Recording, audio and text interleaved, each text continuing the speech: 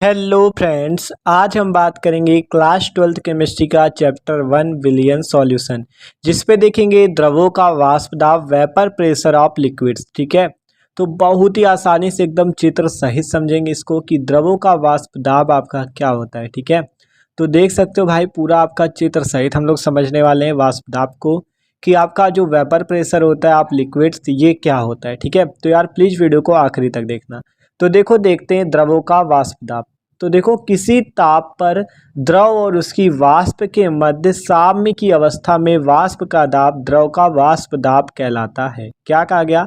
किसी टेम्परेचर पर द्रव और उसकी वाष्प के मध्य साम्य की अवस्था में वाष्प का दाब द्रव का वाष्प दाब कहलाता है। ठीक है, तो अब इसे समझते हैं। तो देखो, आपको बताते हैं, मान लो कोई बर्तन है जिसपे विलयन भरा हुआ है। ठीक है, द्रव भरा हुआ है। अब ये अभी क्या हो रहा है, जब द्रव अभी खुले बर्तन में है तो ये क्या हो रहा है, धीरे धीरे इसकी वाष्प ऊपर की ओर उड़ रही है और वो वायु में जाके मिल जाती है। ठीक है, ये खुले बर्तन का है। ठीक है, जब बर्तन खुला होता है तो द्रव क्या होता है, वो वाष्पित होता रहता है और वायु में वाष्प उसकी मिलती रहती है।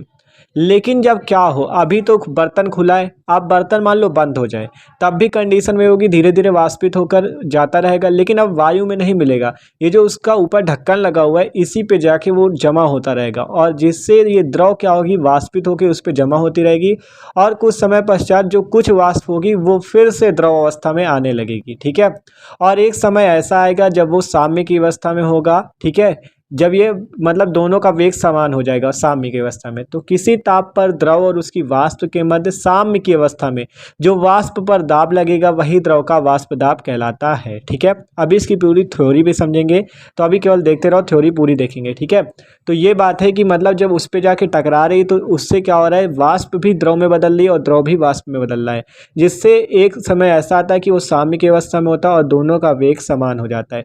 तो किसी ताप पर द्रव और उसकी वाष्प के मध्य साम्य की अवस्था में वाष्प का दाब द्रव का वाष्प दाब कहलाता है। ठीक है, तो थोड़ा अब अच्छे समझते हैं। तो देखो, किसी द्रव को खुले पात्र में रखने पर अधिक गतिज ऊर्जा के अणु द्रव के पृष्ठ को छोड़कर वाष्प अवस्था में जाते रहते हैं और वाष्प वायु में मिलती रहती है। तो क्या होता है, अगर द्रव को खुले पात्र में रख दे तो गतिज ऊर्जा के अणु जो होते हैं द्रव के पृष्ठ को छोड़कर क्या होते हैं, वाष्पित होते रहते हैं और वह वायु में जाकर मिल जाते हैं। ये खुले बर्तन की बात है। अब मान लो स्थिर ताप पर, देखो स्थिर ताप पर किसी द्रव को बंद पात्र में अगर रखा जाए तो रखने पर द्रव की सतह से अणु वाष्पित होकर द्रव के ऊपर उपलब्ध स्थान जो ढक्कन है उसके पास जाके एकत्रित होते रहते हैं। ठीक है, और कुछ अणु द्रव की सतह से टकराकर पुनः वाष्प अवस्था से पुनः द्रव अवस्था में आ जाते हैं। मतलब जब वाष्पित होकर ढक्कन पे जाके एकत्रित होते रहते हैं, कुछ समय पश्चात मतलब उसके कुछ अणु वाष्प से फिर से द्रव अवस्था में आ जाते हैं। यही बात हमने आपको बताई थी। ठीक है, तो स्थिर ताप पर किसी द्रव को बंद पात्र में रखने पर द्रव की सतह से अणु वाष्पित होकर द्रव के ऊपर उपलब्ध स्थान में एकत्रित होते रहते हैं और कुछ अणु द्रव की सतह से टकराकर वाष्प अवस्था से पुनः द्रव अवस्था में आ जाते हैं। तो देख सकते हो, पहले द्रव अवस्था से वाष्प अवस्था में बदला तो उसे वाष्पन कहा गया और कुछ अणु वाष्प अवस्था से पुनः द्रव अवस्था में आ गए तो उसे द्रवण कहा गया।